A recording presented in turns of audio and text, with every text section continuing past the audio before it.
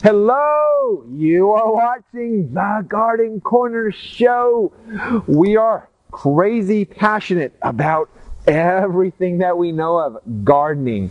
I am J-Dog John Carspoon. I'm out here with Mr. Dave, and T-Bird's kind of racing back and forth and all the aisles here, but he's having a good time. Hey, I want to say a shout out to a few new fans. Hello to Cindy Haller. Hi, Cindy. Pat Hughes. Hi, Pat. Elaine Rutledge. Hey, Elaine, I enjoy the fragrance of an evergreen clematis too. Great call on that. Bethany Luckel Wadby. Bethany, I loved your picks at the Orchid Show. Those are great picks. And I even what is it when is it instant messaging? Yeah. Instant chatting? But on Facebook when they pop up, yeah. I had a tough time figuring out what my favorite was, and she said, "Why do you need a favorite?" So, good call on that. Hey, anyway, welcome. I hope you enjoy the show. I hope this brings something to you. I want to get into, now certainly a whole slew of neat and cool plants are coming on, and it's going to be really tough to keep up. But some helpful hints, and you'll see some things that you'll like. The question always comes back, and my sister Jane, hi Jane, is, she called me on it and said, "Hey, I love that plant, but give me some ideas on what to do with it." So if you're planning on putting into some plants into a garden or putting it into a container, here are some tricks and tips that I use when I'm planning things out. So it can be anything in the garden. So what we started out here with, now I mentioned this before, and this is my sister Janie likes this Ilex pagoda, and it is great. And you see how intricate it is. It's a neat plant on many different levels. One is it's that deep dark green. So that's one thing that catches your eye, just that darkness of it. Now it also has a very unique form. It's just kind of a loose structure. It grows any which way it likes. So the form is unusual. And then lastly, it has a very intricate leaf pattern. So it's very, very small. So when you have a plant like this on many different levels, it's unusual. How do you contrast that out? Well, you contrast it out just by doing the opposite of what it is. So while you have deep dark greens, you might bring in some contrasting colors. Say this golden. Let me give you an example. Now, you notice how these two contrast each other nicely? So, and now this is a shade plant, this is a sun plant, so what we would do is maybe do something golden like this. But since I have this here, let me just run it through imaginary style. So the colors contrast nicely. That's one level. The other thing that it contrasts out is its shape of its leaf.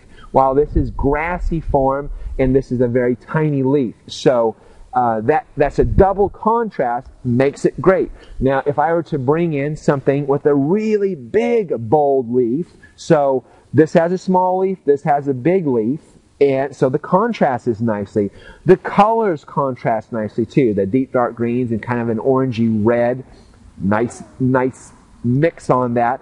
Finally, the shape of this. This is kind of round and mounding, and this is unusual. So it makes for a great contrasting container or in the garden. So that could be a great cluster of all three of them together. So let's take something else. Let's say you've got, now let me show, actually let me back up and show you something that might work too. So this is a euonymus microphylla, and this is called Sunny Delight. It's a great one. It's nice, round and moundy. And you think, oh gosh, let's put these together because the colors contrast nicely. And on one hand, they do. The bright yellows and the deep dark greens, nice contrast. The problem is that this is a tiny leaf. This is also a tiny leaf. And so what happens in a container is, or in the landscape, is your eye will catch that, and what happens is you'll just say, what's wrong with that plant? How come that's not deep dark green? Or how come this plant isn't yellow? So you want to try to get it on those two levels. small leaf, you want it something big. Big leaf. And something deep dark green, you want something that contrasts that color. So anyway, so I hope that helps. Let me give you one. Shall I do one more example? Okay. So let's take another plant. This is an ilex. This is a type of holly. It's called Little Rascal. It's a really neat one because it's just very mounding, and it has a glossy green leaf, deep dark green. And boy, you see this in the summer months. You say, wow, it's a showstopper. Perfectly mounded. Doesn't get any berries or anything like that, which is kind of neat, but which is neat in itself, just that it's deep dark green. So what do you do with this? Now, by the way, it doesn't always have to be contrasting colors. It can be different types of green on here as well. So where, again, you've got something leafy, something grassy is a neat contrast. So it can also be all monochromatic, where we have lime green, different shades of green nicely. Of course, you can always put in color, so that gives you a nice pop. As a matter of fact, if you did something like this, where we had a little bit of color popping out, like this, so you'd have, let me see. Oh, sorry, it's the phone. Gosh, I got to put that on silent. Or get another phone. So I have a little bit of yellow and a little bit of blue, nice contrasting colors.